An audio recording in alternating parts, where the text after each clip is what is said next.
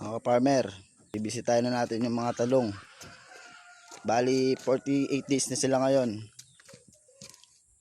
Tingnan natin kung ano mga naging lagay na nila.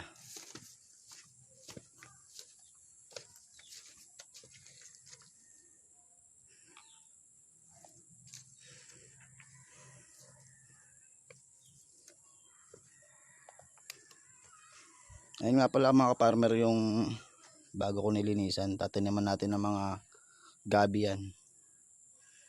Wow! Ayun lang mga farmer, malapit na tayo.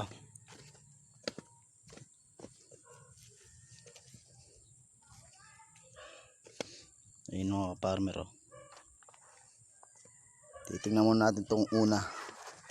Ayun lang mga farmer.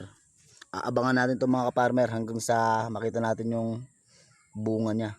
Kasi binigay ito sa akin mga farmer, mga ganito na kalaki.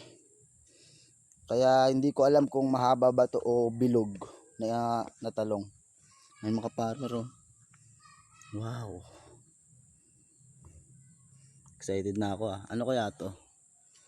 Anong klaseng talong kaya to mga farmer? Mga farmer, aabangan natin ng mga farmer, ah. Hanggang dito na lang ulit yung mga video natin.